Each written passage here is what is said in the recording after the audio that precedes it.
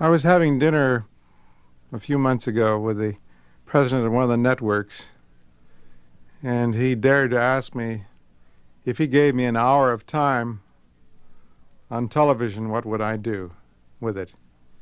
And I replied, dinosaurs, dinosaurs. We all love dinosaurs. Since I was a child and saw The Lost World when I was 6, I fell completely in love with brontosaurs and tyrannosauruses, all these fantastic creatures flying through the air. And when I grew up, I saw King Kong when I was 12, and when I was 17, I met Ray Harryhausen, who's the greatest animator of dinosaurs living today, and he's been my friend since I was a teenager. And I always wanted to write some stories about dinosaurs, and one day, about 25 years ago, I said to myself, this is the day. I'm going to sit down and write me a story about a dinosaur. I've been in love with him so many years. Let's find out what my subconscious has stored up. Let's send a bunch of people back in time. And as soon as I thought that, then I thought, well, how would I do this? Well, let's form a safari. I've always been interested in people like Frank Buck and Martin Johnson and his wife when I was a child, and going to Africa. So let's make up a safari in time and send them back to hunt a dinosaur. That's a rather fresh idea. So that's the way the story generated itself one day, and 3 hours later, the story was completed. The title of this story is The Sound of Thunder. And here it is.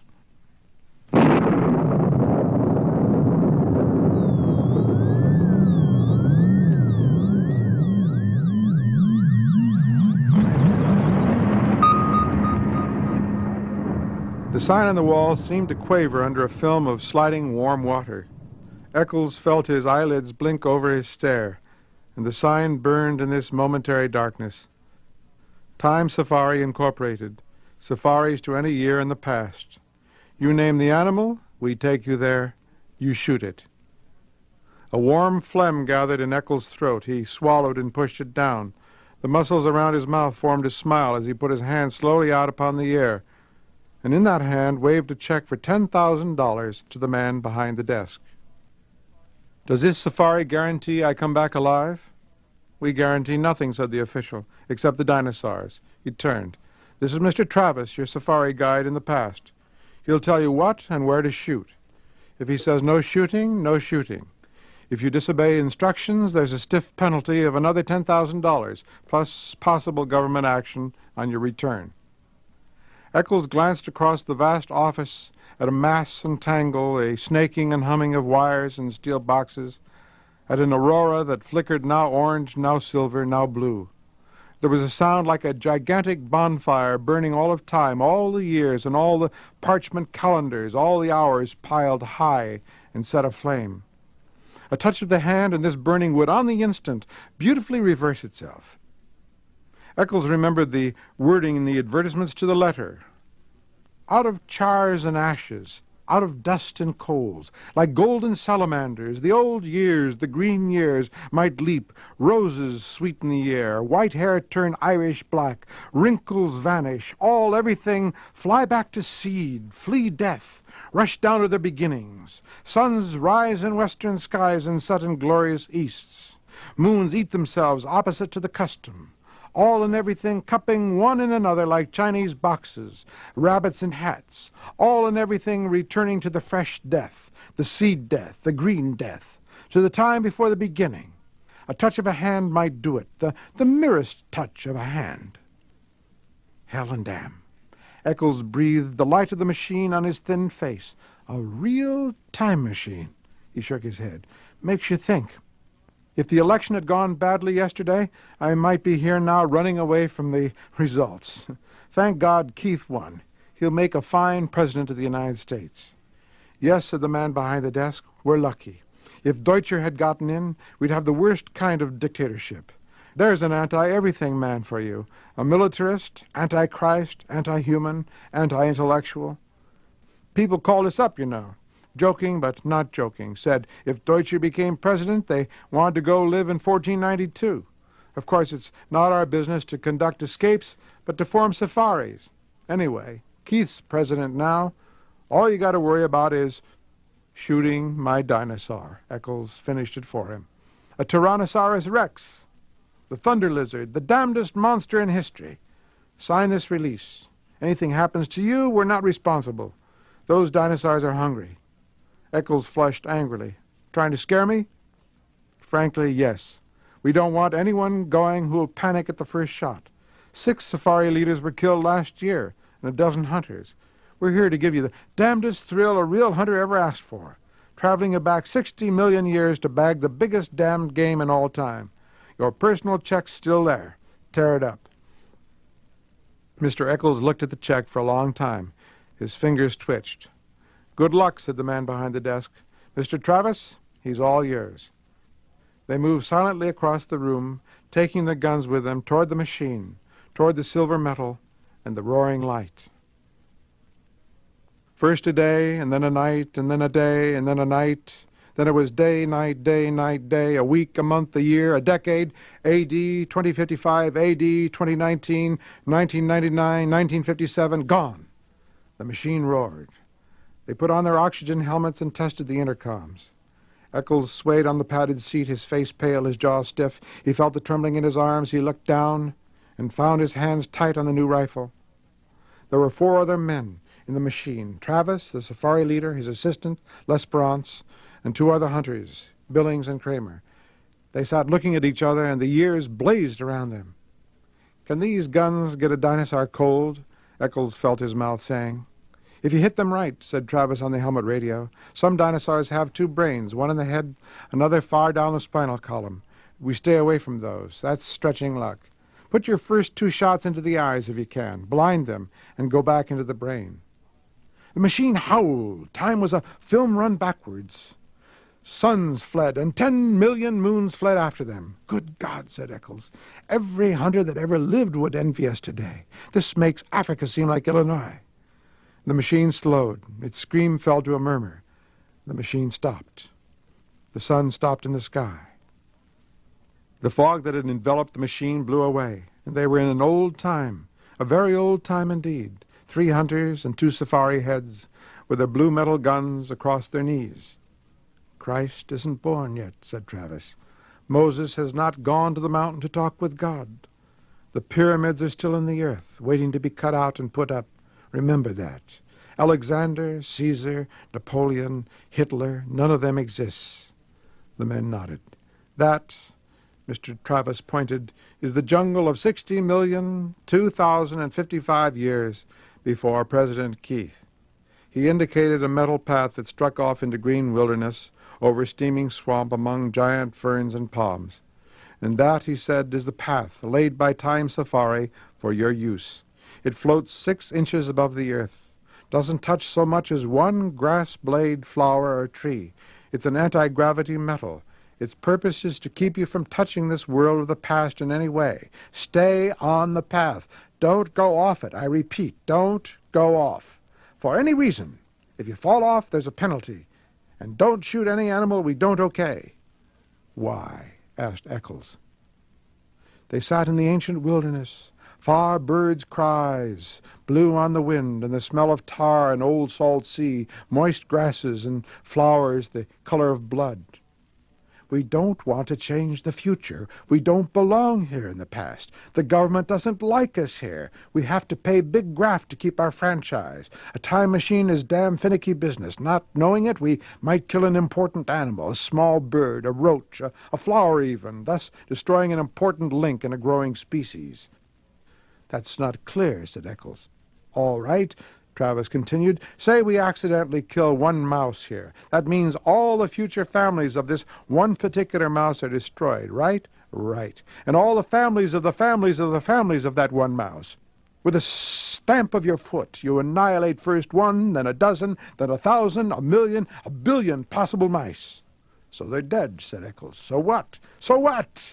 Travis snorted quietly. "Well, what about the foxes that'll need those mice to survive? For want of 10 mice, a fox dies. For want of 10 foxes, a lion starves. For want of a lion, all manner of insects, vultures, infinite billions of life forms are thrown into chaos and destruction. Eventually it all boils down to this.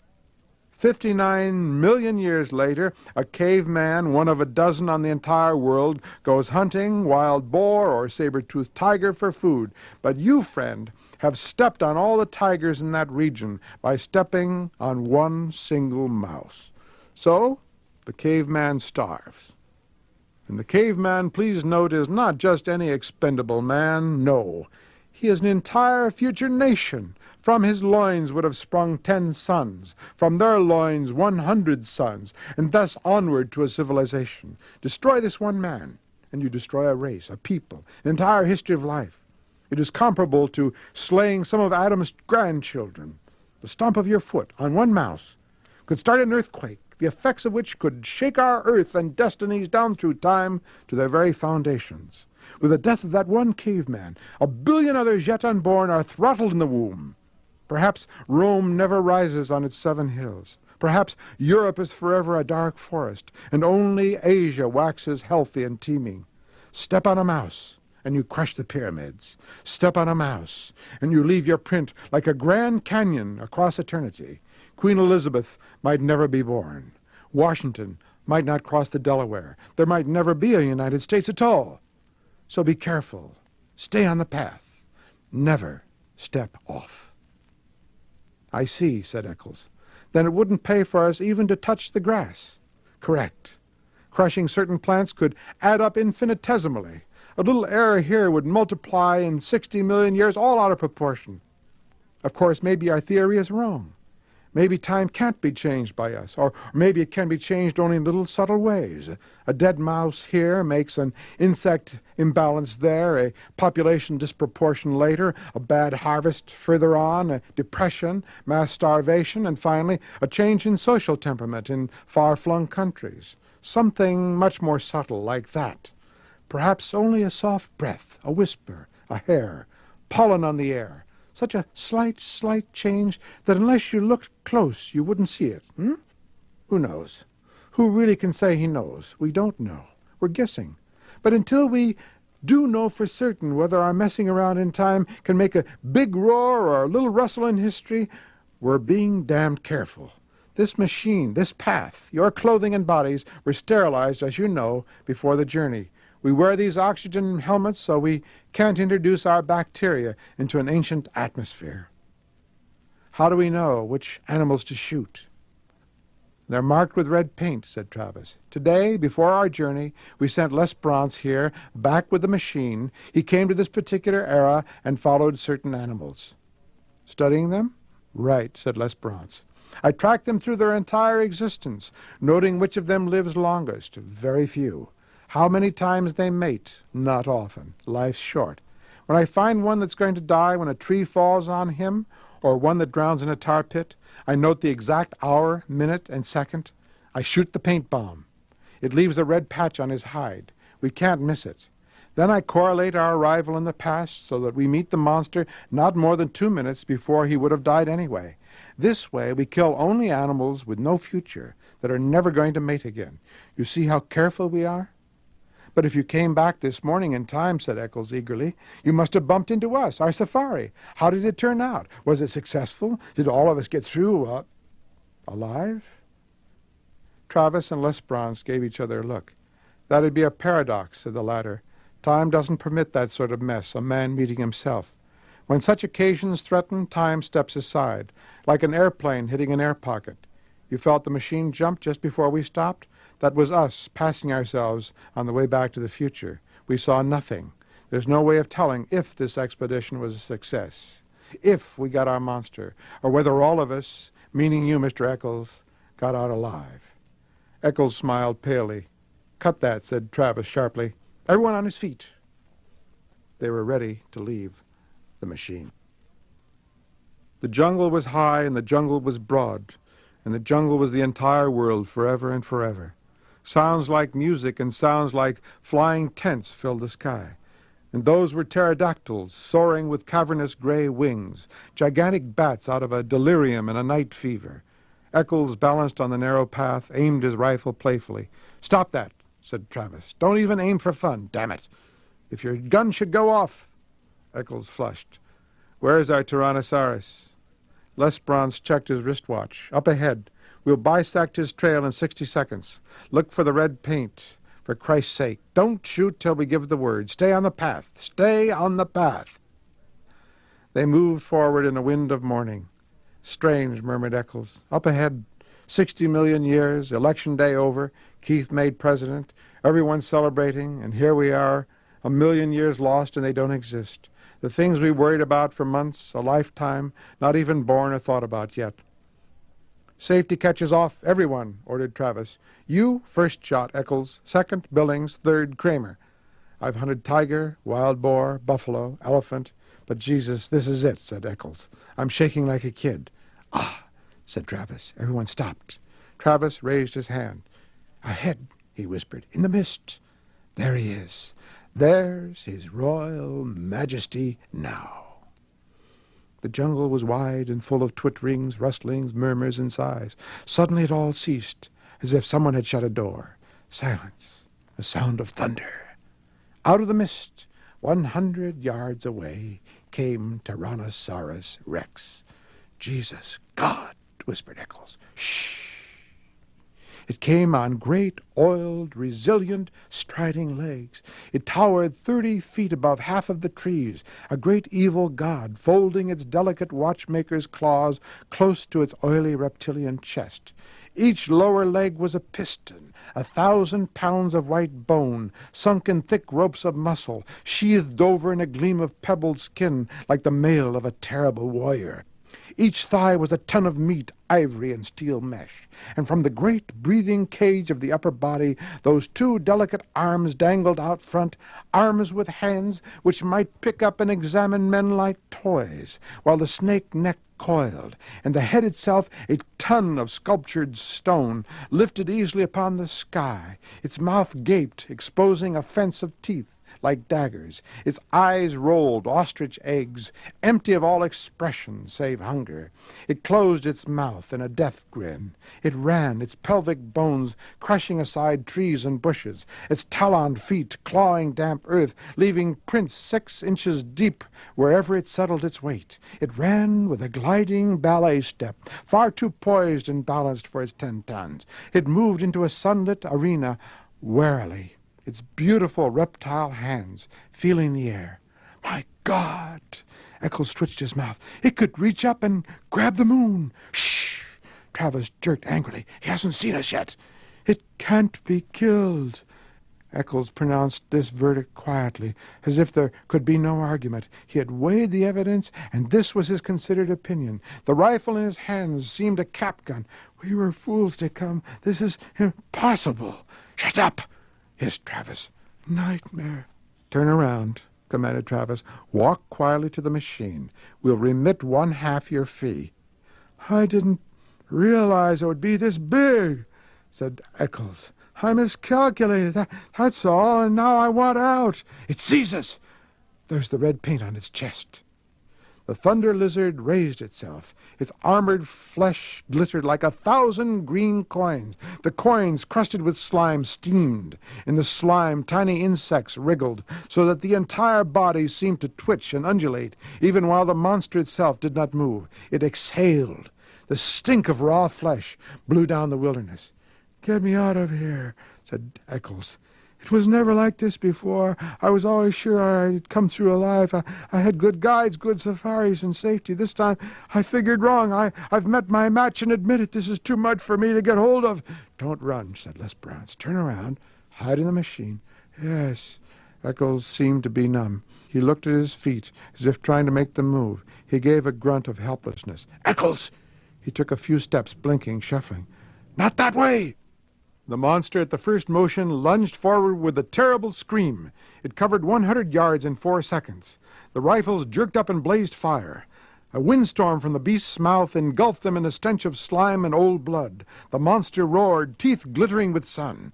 Eccles, not looking back, walked blindly to the edge of the path, his gun limp in his arms, stepped off the path and walked, not knowing it, in the jungle. His feet sank into green moss. His legs moved him, and he felt alone and remote from the events behind. The rifles cracked again. Their sound was lost in shriek and lizard thunder. The great lever of the reptile's tail swung up, lashed sideways. Trees exploded in clouds of leaf and branch. The monster twitched its jeweler's hands down to fondle at the men, to twist them in half, to crush them like berries, to cram them into its teeth and its screaming throat. Its boulder stone eyes leveled with the men. They saw themselves mirrored. They fired at the metallic eyelids in the blazing black iris.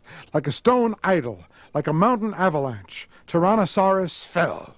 Thundering, it clutched trees, pulled them with it. It wrenched and tore the metal path. The men flung themselves back and away. The body hit 10 tons of cold flesh and stone. The guns fired. The monster lashed its armored tail, twitched its snake jaws, and lay still.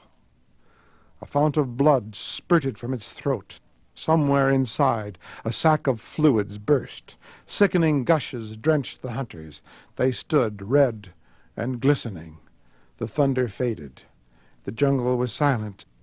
After the avalanche, a green peace. After the nightmare, morning. Billings and Kramer sat on the pathway and threw up. Travis and Lesbranche stood with their smoking rifles, cursing steadily. In the time machine, on his face, Eccles lay shivering. He had found his way back to the path, climbed into the machine.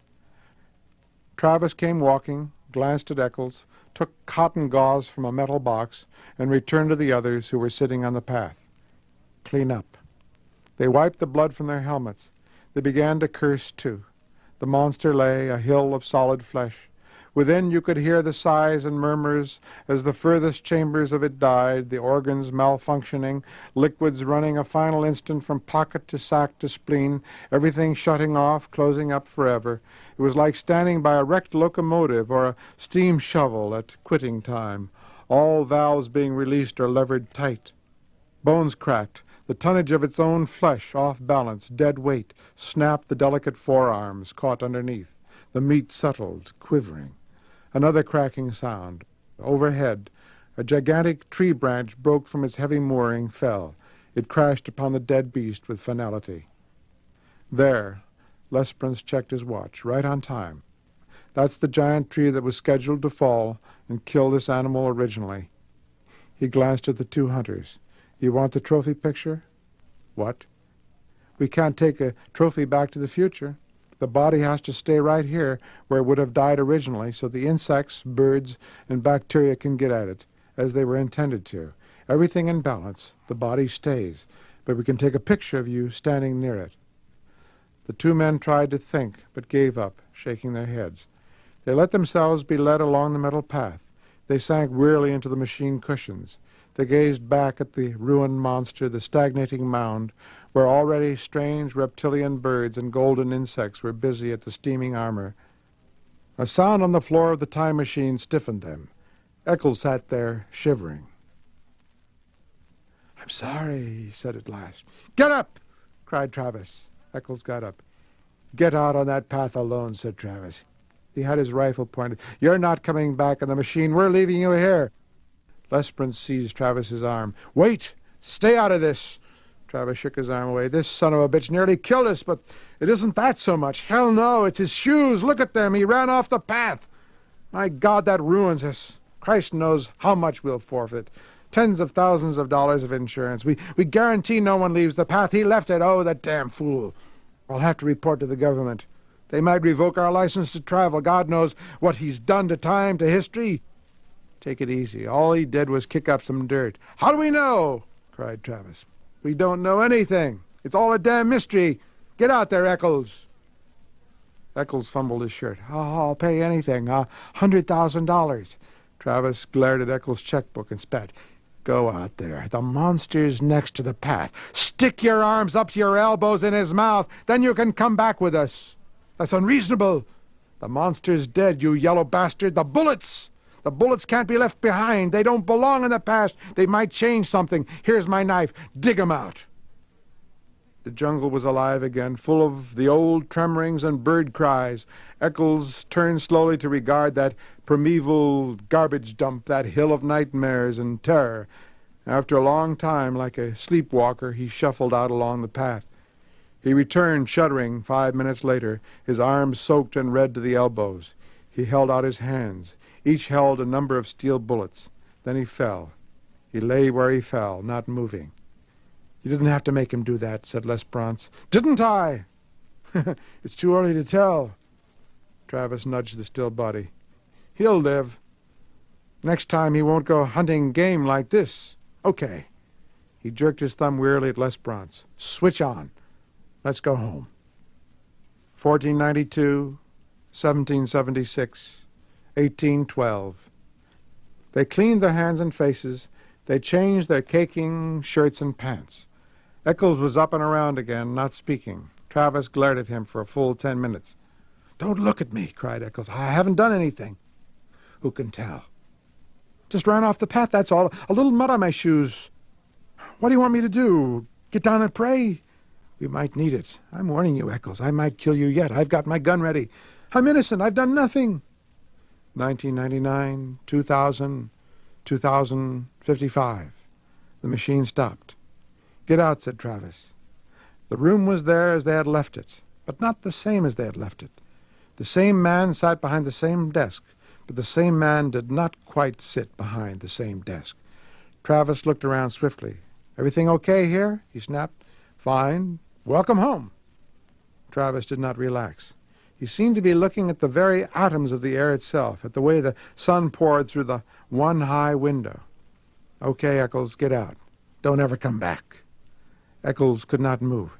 "You heard me," said Travis. "What are you staring at?" Eccles stood smelling of the air, and there was a thing to the air, a chemical taint so subtle, so slight, that only a faint cry of his subliminal senses warned him it was there. The colors, white, gray, blue, orange in the wall, in the furniture, in the sky beyond the window were... And there was a feel. His flesh twitched, his hands twitched. He stood drinking the oddness with the pores of his body. Somewhere, someone must have been screaming one of those whistles that only a dog can hear. His body screamed silence in return. Beyond this room, beyond this wall, beyond this man who was not quite the same man, seated at this desk that was not quite the same desk, lay an entire world of streets and people. What sort of world it was now, there was no telling. He could feel them moving there, beyond the walls almost, like so many chess pieces blown in a dry wind. But the immediate thing was the sign painted on the office wall, the same sign he had read earlier today on first entering. Somehow the sign had changed. Time Safari Incorporated. Safaris to any year in the past. You name the animal. We tack you there. You shoot it. Eccles felt himself fall into a chair. He fumbled crazily at the thick slime on his boots.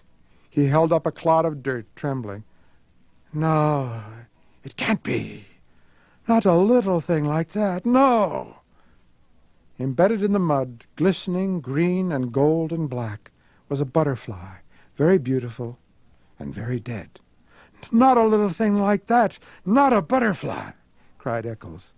It fell to the floor, an exquisite thing, a small thing that could upset balances and knock down a line of small dominoes, and then big dominoes, and then gigantic dominoes, all down the years across time. Eccles' mind whirled. It couldn't change things. Killing one butterfly couldn't be that important. Could it? His face was cold. His mouth trembled, asking, Who won the presidential election yesterday?"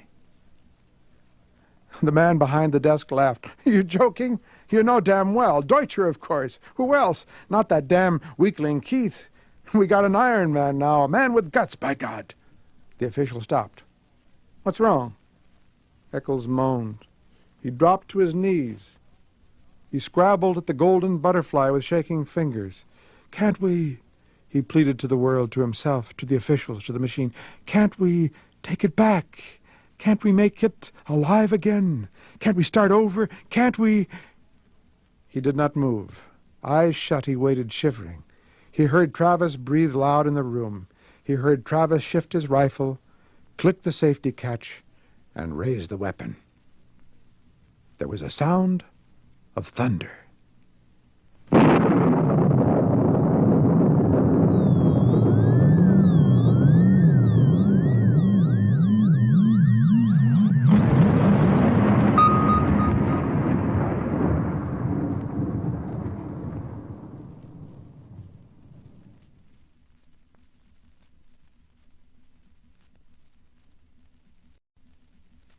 As I recall, the way I got the idea for Fever Dream had something to do with the old joke. I think some of you, or most of you, have heard it one time or another in your life. I'm lousy, but my cold is fine. Well, we've all heard that when people ask us how we're doing, and if we're really feeling low, and we know that the germs in us are having a ball, having a grand time. And I got to brooding over that. And when you're a child especially, there are days when you feel that you've really been taken over by your bacteria. You know, you're just one big faucet. They should burn you and your bedclothes and everything. And so later, when I got to be around 23, 24 years old, I remembered those experiences. I don't think you're ever as sick again in your life as you are when you're 8 or 9 and your mother puts a hot cloth on your chest and then rubs you down with Vicks Vapor Rub, which is really a grand frolic for the germs. You have a feeling they're really going to get you then for some reason.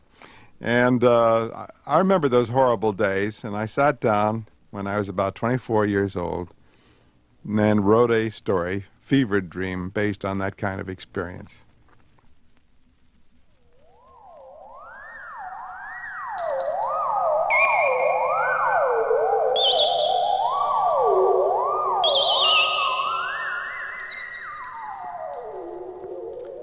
They put him between fresh, clean, laundered sheets, and there was always a newly squeezed glass of thick orange juice on the table under the dim pink lamp. All Charles had to do was call, and Mom or Dad would stick their heads into his room to see how sick he was. The acoustics of the room were fine. You could hear the toilet gargling its porcelain throat of mornings. You could hear rain tap the roof, or slime mice run in the secret walls, or the canary singing in its cage downstairs. If you were very alert, sickness wasn't too bad. He was 13, Charles was. It was mid-September, with the land beginning to burn with autumn. He lay in the bed for 3 days before the terror overcame him. His hand began to change, his right hand. He looked at it, and it was hot and sweating there on the counterpane alone. It fluttered, it moved a bit. Then it lay there, changing color. That afternoon the doctor came again and tapped his thin chest like a little drum. "How are you?" asked the doctor, smiling. "I know, don't tell me. My cold is fine, doctor, but I feel awful. Ha, ha." He laughed at his own oft-repeated joke. Charles lay there, and for him that terrible and ancient jest was becoming a reality. The joke fixed itself in his mind. His mind touched and drew away from it in a pale terror. The doctor did not know how cruel he was with his jokes. "Doctor," whispered Charles, lying flat and colorless, "my hand, it doesn't belong to me anymore. This morning it changed into something else. I want you to change it back, doctor, doctor." The doctor showed his teeth and patted his hands. "It looks fine to me, son. You just had a little fever dream." "But it changed, doctor. Oh, doctor," cried Charles pitifully, holding up his pale, wild hand. "It did." The doctor winked. "I'll give you a pink pill for that." He popped a tablet onto Charles' tongue. "Swallow." "Will it make my hand change back and become me again?" "Yes, yes, yes." The house was silent when the doctor drove off down the road in his car under the quiet blue September sky. A clock ticked far below in the kitchen world. Charles lay looking at his hand. It did not change back.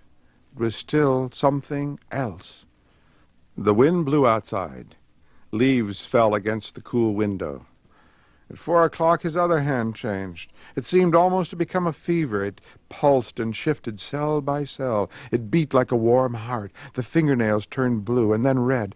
It took about an hour for it to change, and when it was finished, it looked just like any ordinary hand. But it was not ordinary. It no longer was him any more. He lay in a fascinated horror and then fell into an exhausted sleep. Mother brought the soup up at 6. He wouldn't touch it. "I haven't any hands," he said, eyes shut. "Your hands are perfectly good," said Mother. "No," he wailed. "My hands are gone. I feel like I have stumps. Oh, Mama, Mama, hold me, I'm scared." She had to feed him herself. "Mama," he said, "get the doctor, please, again. I'm so sick." "The doctor will be here tonight at 8, she said, and went out. At 7, with night dark and close around the house, Charles was sitting up in bed when he felt the thing happening to first one leg and then the other. "Mama, come quick!" he screamed, and when Mama came, the thing was no longer happening. When she went downstairs, he simply lay without fighting, as his legs beat and beat, grew warm, red-hot, and the room filled with the warmth of his feverish change. The glow crept up from his toes to his ankles and then to his knees. "May I come in?" The doctor smiled in the doorway. "Doctor!" cried Charles. "Hurry, take off my blankets!" The doctor lifted the blankets tolerantly. "There you are, whole and healthy, sweating, though. A little fever. I told you not to move around, bad boy." He pinched the moist pink cheek. "Did the pills help? Did your hand change back?" No, now it's my other hand and my legs." Well, I'll have to give you 3 more pills, 1 for each limb, my little peach?" laughed the doctor. "Will they help me? Please, please. What have I got?" "A mild case of scarlet fever, complicated by a slight cold." "Is it a germ that lives and has more little germs in me?" "Yes." "Are you sure it's scarlet fever? You haven't taken any tests?" "I guess I know a certain fever when I see one," said the doctor, checking the boy's pulse with cool authority. Charles lay there, not speaking, until the doctor was crisply packing his black kit. And then in the silent room the boy's voice made a small, weak pattern, his eyes alight with remembrance. "I read a book once about petrified trees, wood turning to stone, about how trees fell and rotted and minerals got in and built up, and they look just like trees, but they're not. They're stone." He stopped. In the quiet, warm room his breathing sounded. "Well?" asked the doctor. "I've been thinking," said Charles after a time. "Do germs ever get big? I mean, in biology class they told us about one-celled animals, amoebas and things, and how millions of years ago they got together until there was a bunch, and they made the first body, and more cells got together and got bigger, and then finally maybe there was a fish, and finally here we are, and all we are is a bunch of cells that decided to get together to help each other out. Isn't that right?" Charles wet his feverish lips. "What's all this about?" The doctor bent over him. "I've got to tell you this, doctor. Oh, I've got to," he cried. "What would happen? Oh, just pretend, please pretend, that just like in the old days, a lot of microbes got together and wanted to make a bunch and reproduced and made more." His white hands were on his chest now, crawling toward his throat. "And they decided to take over a person," cried Charles. "Take over a person?" "Yes, become a person. Me, my hands, my feet. What if a disease somehow knew how to kill a person and yet live after him?" He screamed. The hands were on his neck. The doctor moved forward, shouting. At 9 o'clock, the doctor was escorted out to his car by the mother and father, who handed him his bag. They conversed in the cool night wind for a few minutes. "Just be sure his hands are kept strapped to his legs," said the doctor. "I don't want him hurting himself." "Will he be all right, doctor?" The mother held to his arm a moment. He patted her shoulder. "Haven't I been your family physician for 30 years? It's the fever. He imagines things. But those bruises on his throat, he almost choked himself. Just you keep him strapped. He'll be all right in the morning." The car moved off down the dark September road. At 3 in the morning, Charles was still awake in his small black room. The bed was damp under his head and his back. He was very warm. Now he no longer had any arms or legs, and his body was beginning to change. He did not move on the bed, but looked at the vast blank ceiling space with insane concentration. For a while he had screamed and thrashed, but now he was weak and hoarse from it, and his mother had gotten up a number of times to soothe his brow with a wet towel. Now he was silent, his hands strapped to his legs. He felt the walls of his body change, the organs shift, the lungs catch fire like burning bellows of pink alcohol. The room was lighted up as with the flickerings of a hearth. Now he had no body. It was all gone. It was under him, but it was filled with a vast pulse of some burning, lethargic drug. It was as if a guillotine had neatly lopped off his head, and his head lay shining on a midnight pillow, while the body, below, still alive, belonged to somebody else. The disease had eaten his body, and from the eating had reproduced itself in feverish duplicate. There were the little hand hairs, and the fingernails, and the scars, and the toenails, and the tiny mole on his right hip, all done again in perfect fashion. "I am dead," he thought. "I've been killed, and yet I live. My body is dead. It is all disease, and nobody will know. I will walk around, and it will not be me. It will be something else. It will be something all bad, all evil, so big and so evil it's hard to understand or think about. Something that will buy shoes and drink water and get married someday, maybe, and do more evil in the world than has ever been done." Now the warmth was stealing up his neck into his cheeks like a hot wine. His lips burned, his eyelids like leaves caught fire, his nostrils breathed out blue flame faintly, faintly. "And this will be all," he thought. "It'll take my head and my brain and fix each eye and every tooth and all the marks in my brain and every hair and every wrinkle in my ears, and there'll be nothing left of me." He felt his brain fill with a boiling mercury. He felt his left eye clench in upon itself, and like a snail withdraw, shift. He was blind in his left eye. It no longer belonged to him. It was enemy territory. His tongue was gone, cut out. His left cheek was numbed, lost. His left ear stopped hearing. It belonged to someone else now. The thing that was being born, this mineral thing replacing the wooden log, this disease replacing healthy animal cell. He tried to scream, and he was able to scream loud and high and sharply in the room.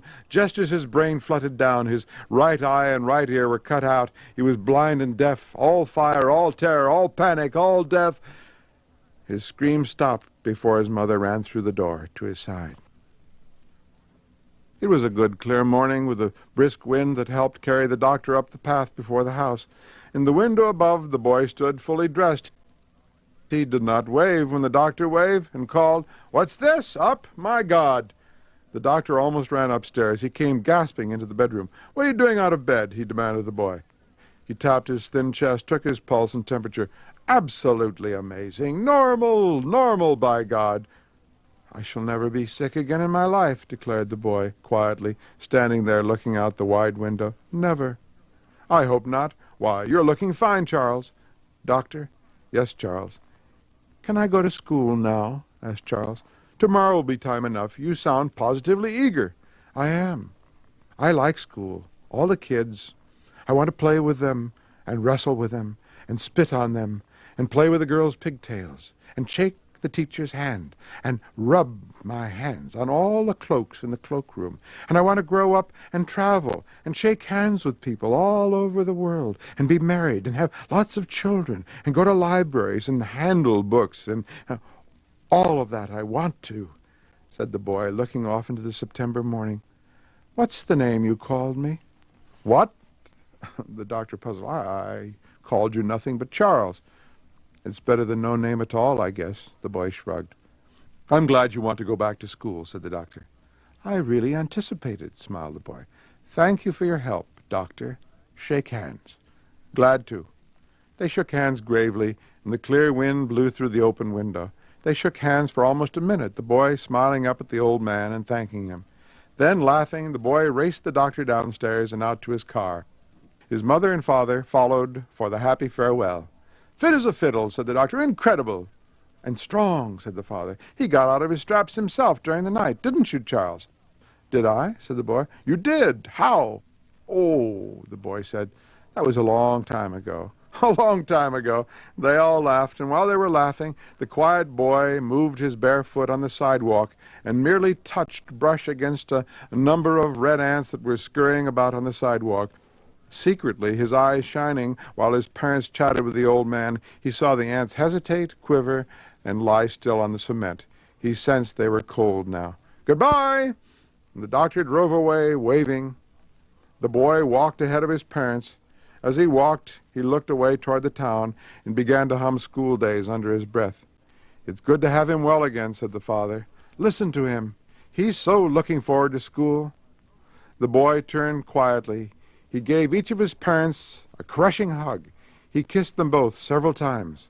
Then, without a word, he bounded up the steps into the house.